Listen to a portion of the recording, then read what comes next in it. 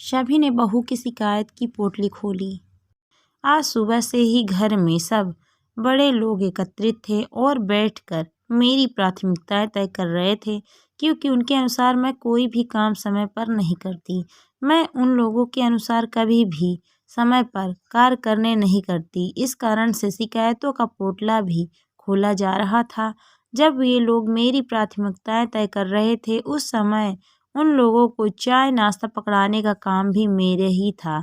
बस मुझे ऑर्डर दे दिया जाता था और मैं एक आदर्श कर्मचारी की तरह वह सब सामान उन तक पहुंचा देती थी। पर फिर भी मैं कभी इस घर की जिम्मेदार सदस्य नहीं रही। चलिए मैं आपको अपना परिचय कराती हूँ। मेरा नाम माही है। मेरे परिवार में मेरे सास ससुर मोहन जी और ममता जी, मेरे पति सुजय, मेरा देवर रोहन, छोटी ननद रश्मि और मेरे 2 बच्चे पीहू और राहुल हैं। एक ननद और है जो मेरे पति से बड़ी है और वह भी अपने पति के साथ आज मेरी प्राथमिकता तय करने के लिए घर में मौजूद है।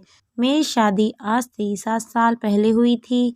जब मेरी शादी हुई थी उस समय मैं सरकारी स्कूल में अध्यापिका थी, जो आज भी हूँ।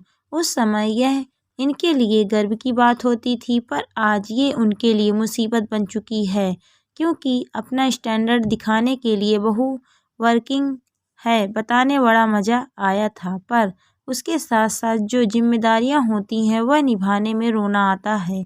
मेरी सैलरी लेना कभी किसी को बुरा नहीं लगा, पर मेरी मदद करना, और उसी का नतीजा था कि आज सब लोग एकत्रित हुए थे। पहले तो बड़े लोगों को कहना था कि इसके माता पिता को भी बुला लिया जाए तो कम से कम फैसला पारदर्शी रहेगा। फिर पता नहीं क्या सोचकर उन लोगों ने मेरे माता पिता को नहीं बुलाया, बस मेरे भाई राघव को बुलाया था, जो कि उम्र में मुझसे 5 साल छोटा था और फिलहाल कॉलेज की पढ़ाई कर रहा था। स्कूल जाने से पहले जैसे हम हमारा होमवर्क करते हैं, उसी तरह मेरे भाई के आने से पहले किसको क्या बोलना है उसी पर कार्य किया जा रहा था। सब अपनी अपनी पोटली में से अपनी अपनी शिकायतें बाहर निकाल रहे थे। सबसे ज़्यादा शिकायत की भरमार तो मेरी सासू माँ और मेरे पति को ही थी। बाकी सबकी शिकायत तो मिर्च मसाले की तरह थी, पर फिर भी मैं चुपचाप काम कर रही थी। पता नहीं क्यों आज मेरे मन में कोई घबराहट नहीं थी, पर इतना ज़रूर है कि मेरे मन में कुछ चल तो रहा था, जो शायद थोड़ी देर बाद बाहर आने वाला था। इतने में राघव घर आ गया। मैंने ही जाकर दरवाज़ा खोला। हर बार हंस मुस्कुराकर गले लगने वाला भाई आज चुपचाप मौन होकर मेरी तरफ देख रहा था। उसने कुछ नहीं कहा, मैंने भी कुछ नहीं कहा, और उसे लेकर मैं उस कमरे में चली गई जहाँ सब लोग एकत्रित थे। कमरे में पहुँचते ही उसने सभी को नमस्ते कहा, पर किसी ने भी उसके नमस्ते का कोई उत्तर नहीं दिया। बस मोहन जी ने उसे बैठने का इशारा कर दिया। उसे वहाँ छोड़कर मैं पानी लेने चली गई। जब रसोई से पानी लेकर आई तो देखा कि सभी लोग राघव को घेर कर बैठे हुए थे। मुझे देखते ही मेरी सासू माँ ने अपनी शिकायत शुरू की। माफ़ करना राघव बेटा, लेकिन तुम्हारी बहन एक जिम्मेदार बहू नहीं है। कल सुबह ही ये मुझे दवा देना भूल गई, और कई बार इसे याद दिलाना पड़ता है कि ससुर जी की दवा का वक्त हो गया है। कोई काम समय पर नहीं करती, यहाँ तक कि जब उसकी मदद करो तब जाकर यह काम करती है। आजकल कोई हिसाब किताब भी नहीं देती। पता नहीं अपनी सैलरी कहाँ खर्च करती है। हाँ, भाभी तो बिल्कुल कामचोर हैं। बेचारी मेरी माँ को इस उम्र में भी काम करना पड़ता है। यह कोई उम्र है उनके काम करने की? कल मेरे कमरे की सफाई भी माँ ने ही की थी, छोटी ननद ने कहा। और तो और जब हम मायके आते हैं तो ये छुट्टी भी नहीं ले सकती। माँ ही हमें खाना निकाल कर परोसती है। यहाँ तक कि विदाई भी हमें हमारी मन माफिक नहीं देती है। अब की बार बड़ी ननद ने कहा, भाभी तो इतना कुछ बोल जाती है माँ के सामने। अगर मेरी बीबी कल को ऐसा करेगी तो अच्छा सबक सिखाऊंगा उसे।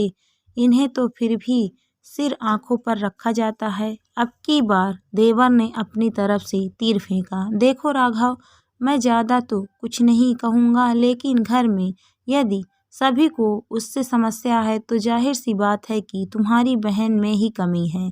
जो पहले का काम है वो बाद में करती है, जो बाद का काम है वह पहले। यहाँ तक कि आजकल अपनी सैलरी का हिसाब किताब तक नहीं देती। बताओ, यह भी कोई बात हुई? कम से कम पता तो होना चाहिए ना कि यह कहाँ क्या खर्च कर रही है। अब तुम ही बताओ क्या करना चाहिए। राघव इस बात का जवाब दे ही नहीं पाया और मेरी तरफ देखने लगा। बस उसने इतना ही कहा, दीदी आपकी प्राथमिकताएं क्या है? उसका सवाल सुनते ही अपने चेहरे पर मुस्कान लाते हुए मैंने कहा, मैं खुद नहीं जानती कि मेरी प्राथमिकताएं क्या है। मेरी प्राथमिकताएं तो ये लोग तय करते हैं। मेरी सास अभी 55 साल की है। पहनने ओढ़ने घूमने फिरने के मामले में ये अभी भी जवान है। बस दवाई लेते समय या काम करते समय बुजुर्ग हो जाती है। वो अपनी सुविधा अनुसार मेरी प्राथमिकताएं तय करती है। मेरी छोटी ननद जो घर में कभी भी काम करना पसंद नहीं करती, यदि एक दिन उसके कमरे की सफाई उसकी माँ कर दे तो उसे बुरा लग जाता है। वो मेरी प्राथमिकता तय करती है। मेरा देवर जो कुछ भी सुना देता है, खुद अपनी माँ और बहन को सम्मान नहीं देता, पर अपनी आने वाली बीवी को सबक सिखाने की बात कर रहा है, वो मेरी प्राथमिकताएं तय करता है। मेरी बड़ी ननद जो मायके आती है तो अपनी वर्किंग भाभी से ये उम्मीद करती है कि वो छुट्टी लेकर उसके साथ ही बैठी रहे, जबकि खुद अपनी माँ के कमरे में बैठकर पंचायती करती रहती है और भूलकर अपनी भाभी की मदद तक नहीं करती। साथ ही जो खुद अपनी ननद को कुछ देना पसंद नहीं करती, वो अपने घर बुलाना पसंद नहीं करती, वो मेरी प्राथमिकताएं तय करती है। मेरा पति मेरी ही सैलरी में से हिसाब किताब पूछता है, जबकि उसे अच्छे से पता है कि मेरी सैलरी का आधा हिस्सा इन लोगों के लोन भरने में जाता है और कुछ हिस्सा बच्चों की फीस में।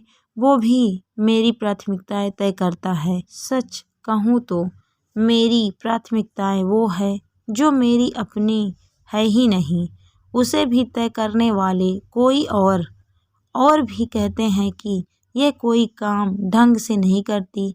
देख ना भाई, सुबह से ये लोग बैठकर पंचायती कर रहे हैं और मैं अकेले काम में लगी हूँ। इन सब ने नाश्ता भी कर लिया पर मुझे अभी तक चाय भी नसीब नहीं हुई। पर फिर भी ये लोग मेरी प्राथमिकताएं ढूंढ रहे हैं। इन सबको सेवा चाहिए, सेवा करने वाली चाहिए, पर बोलने वाली बहू किसी को पसंद नहीं आई। अब समझ में आ चुका है कि बहू के खिलाफ तो हर किसी को हमेशा ही शिकायत रहती है। तो सच कहूँ भाई, अब मेरी प्राथमिकता मेरा अपना सम्मान है, स्वाभिमान है। अगर उसकी कद्र करोगे तो ही साथ दूंगी, वरना मैं अकेले भी खुश हूँ। सेवा करती हूँ तो सम्मान भी चाहिए। दो बातें ना सुनूंगी। अपनी सैलरी का अधिकतर हिस्सा तुम पर खर्च करती हूँ तो कुछ अपने लिए भी रखूंगी। आखिर मेरा भी भविष्य सुरक्षित होना चाहिए। अब तुम जानो और ये लोग जाने, मैंने अपनी प्राथमिकताएं बता दी है और इसमें अब कोई बदलाव ना करूँगी। मेरे जवाब को सुनकर किसी ने मेरे खिलाफ बोलने की हिम्मत नहीं की। सचमुच इतना कुछ बोल लेने के बाद दिल में बड़ा सुकून था। साथ ही साथ आज मैं आत्मविश्वास से लबालब भर चुकी थी, क्योंकि अब मैं अपनी प्राथमिकता जानती हूँ। दोस्तों, कहानी आपको कैसी लगी कमेंट करके ज़रूर बताइए। कहानी अच्छी लगी है तो वीडियो को लाइक शेयर करें। अगर आप मेरे चैनल पर नए हैं तो प्लीज़ मेरे चैनल को सब्सक्राइब भी करें। Thank you for watching my video.